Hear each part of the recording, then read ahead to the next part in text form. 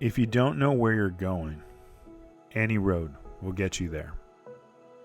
We've all heard quotes like that.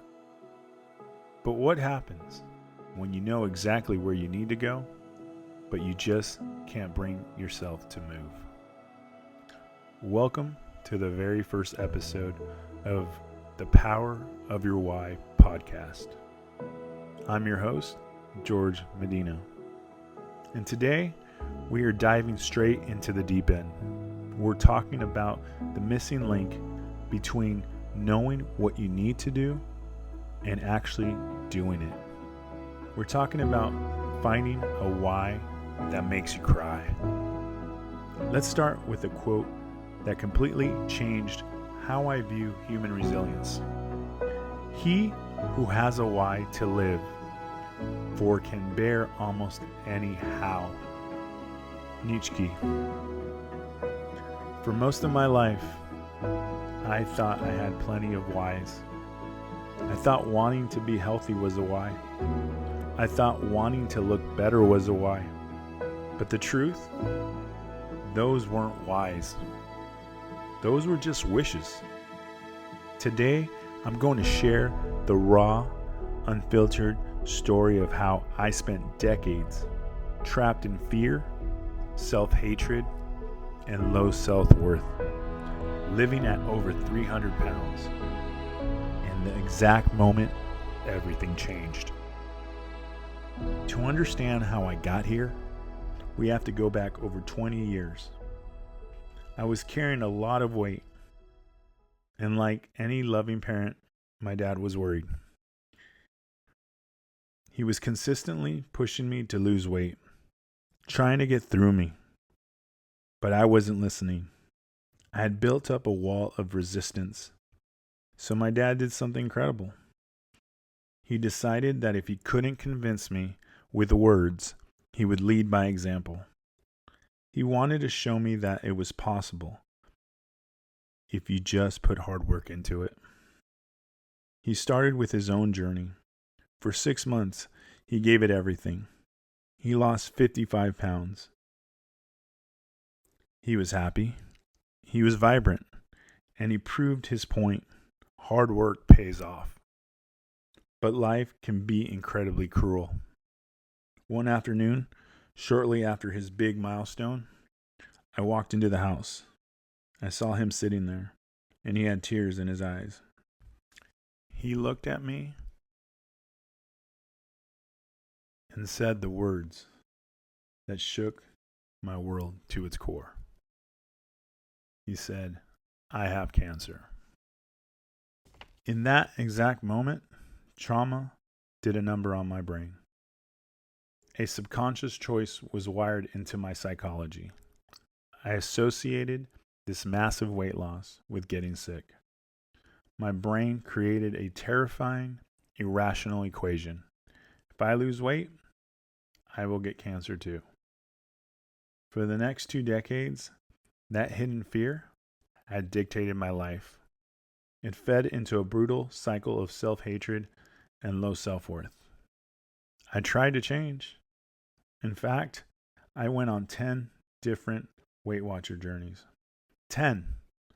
And every single time, without fail, the moment I lost between 25 and 50 pounds, a panic switch would flip in my mind.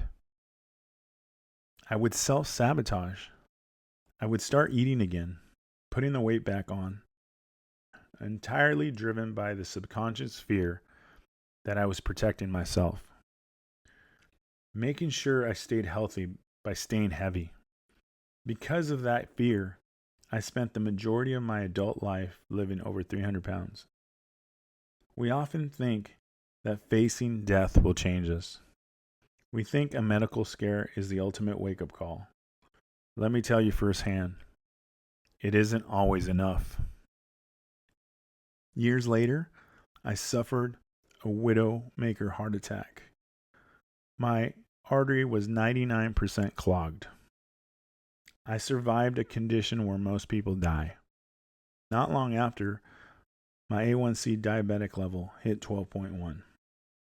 If you know medical numbers, that is near dying level. My body was failing. The universe was screaming at me. But even near death wasn't a big enough why to push me to lose the weight. Fear of the unknown was still more powerful than the reality of my fading health. Until last January 26th of 2025. That was the day the illusion shattered. That was the day I found my true why. You see, for years, my why has been really surface level. It had either been to look good, to look thinner, to be better looking, to not die, to be healthier.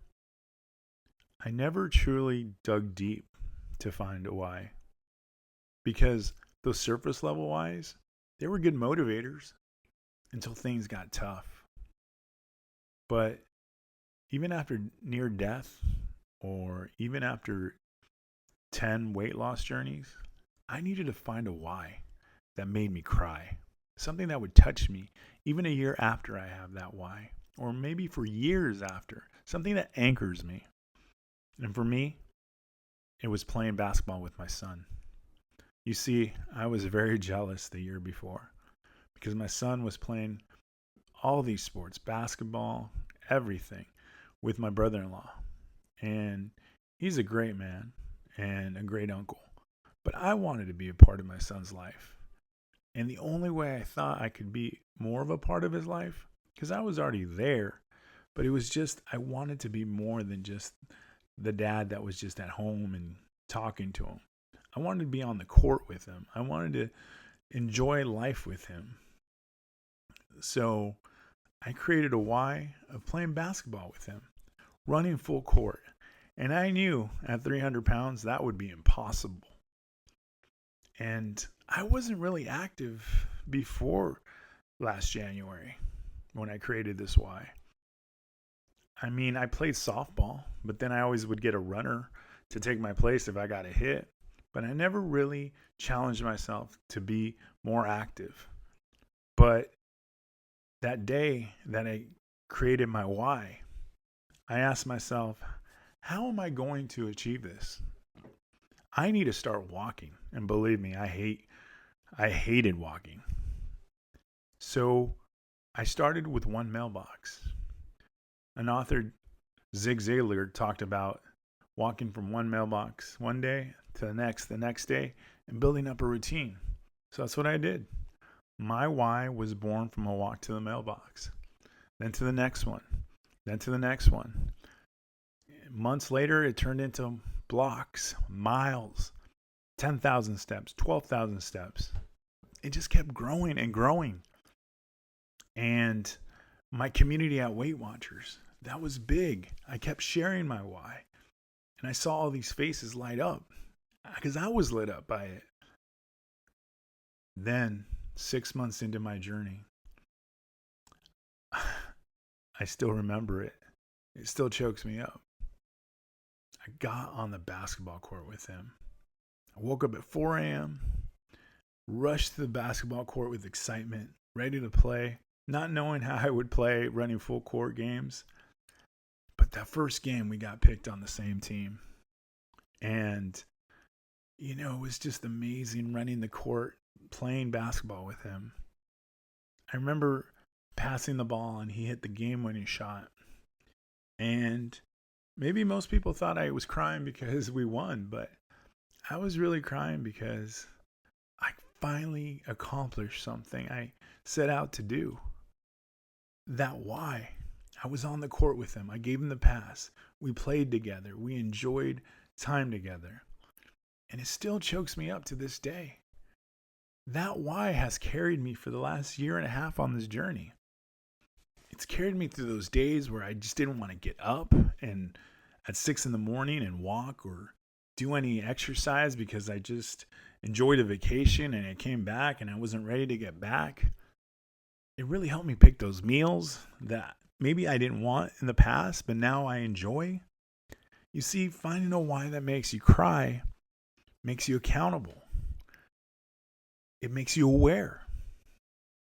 And that awareness and that accountability lives inside me every day. Because 84 pounds down now, I can play basketball with him. And I know that if I get back up to 300 or I balloon again, I know I won't be able to play basketball with him. And that is why that why is so powerful. Because it lives inside me every day. When I see him walk out to work, when I come home and he's there, that why is alive in my brain. And for that reason, I challenge you to find a why that makes you cry and moves the needle for you like it did me. When you find that reason, the one tied to your deepest loves, your deepest purpose, or your legacy, it doesn't just motivate you, it breaks you open. It's a why that makes you cry. And when your why makes you cry, fear loses all its power over you. Now, you might be listening to this and thinking to yourself, okay, I hear you. I want to change too. My why is that I just want to lose weight to feel better. Let me tell you something. I hate to break it to you, but that is a surface level why. A surface level why will fail you the moment you have a bad week or a bad day at work. The moment someone leaves a mean comment on your social media, or the moment you feel a surge of low self-worth. To get to the core, you have to peel back those layers. I want to give you an assignment right now. This is a method I live by. When you start out, you create a why in the moment. It's a spark. But to find the perfect why, the one that anchors your soul, you have to apply the 7 whys method. Think of your initial reason like the outer skin of an onion. We need to peel it back to get to its core. Here is your homework. Write down your initial surface level why. Then look at it and ask yourself why that matters to you. Take that answer and ask why again. You are going to do this exactly 7 times. Let me show you how this sounds in practice. Why number 1, I want to lose weight. Why number 2, because I want more energy. Why number 3, because I'm tired of feeling exhausted around my family. Why number 4, because I feel like I'm letting them down by pulling away. Why number 5, because I'm terrified I'm going to die early and leave them alone. Why number 6, because my biggest fear is my kids growing up without a parent because I chose comfort over my health. Why number 7, because my family deserves a version of me that fights to stay alive for them, and I refuse to let fear rob them of their future. Do you feel the shift? We went from boring, clinical goal like I want to lose weight to a devastatingly powerful, beautiful truth that hits you right in the chest. That is how you peel the onion. That is how you dig past the surface to find your core. If your why doesn't make your chest tighten up, if it doesn't give you goosebumps, if it doesn't make you cry, keep digging. You haven't hit the 7th why yet. Since that day in January, the journey has been completely different. I stopped focusing just on the gravity of the scale. I started celebrating the non-scale victory, the NSVs. Climbing a flight of stairs without gasping for air, fitting into a comfortable seat at Dodger Stadium, realizing that the mental chatter of self-hatred has been replaced by self-compassion and confidence, looking in the mirror and respecting the person looking back at me. Those victories are incredibly important. They are the fuel that keeps me moving day to day. But hear me loud and clear. Non-skill victories are the bricks, but your why, that is your foundation. If you don't have the foundation, the first time someone drops a bad comment on your social media, or the first time your self-worth takes a hit, the whole house will crumble. You cannot rely on willpower. Willpower is a battery that runs out. Your why is a generator that creates its own power. If you are listening to this right now and you are trapped in a body or a life that feels like a prison, if you are letting fear, old traumas, or low self-worth keep you over 300 pounds or stuck in a cycle of toxic habits, I want you to stop looking for a diet. I want you to stop looking for that quick fix. Take out that piece of paper today. Do the homework I shared with you. Ask the 7 whys. Sit in a quiet room, look into your own soul, and find the reason that shakes you to your core. Before we sign off today, I want you to close your eyes for just a second. If you're driving, please don't. But mentally, just step away from the numbers on the scale. Step away from the calories, the macros, and even the mirrors. I want you to think about the real reason you are here. Because a sustainable, life-altering transformation doesn't start with wanting to fit in a smaller pair of jeans. It starts when you get completely authentic and honest about the struggle that has cost you. Maybe your why is the heartbreaking realization that you've been hiding from your own life. Maybe it's the quiet ache of looking at your kids and wondering if you'll be healthy enough to see them grow up. Or maybe it's the moment you look in the mirror, see the pain in your own eyes, and realize you deserve so much better than the way you've been treating yourself. Those tears, that isn't shame. That is your spirit awakening. It's waking up. That is you finally deciding that you are worth fighting for. Find the health why that makes you cry. Because when the workouts get grueling and the old habits start screaming your name, a number on the scale won't keep you going. But the promise you made to your own soul will. Thank you for trusting me with your journey today. Be kind to yourself. Remember your worth, and we'll talk again soon.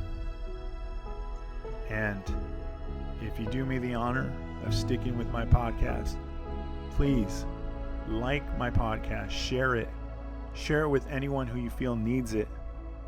Add me. Do everything. If this podcast made a difference to you, please support me. I truly want to make a difference in people's lives by sharing my journey. And I want all of you to come along on this journey. And I appreciate my community and everyone in my life for always supporting my dreams and my podcasts. And we'll talk soon.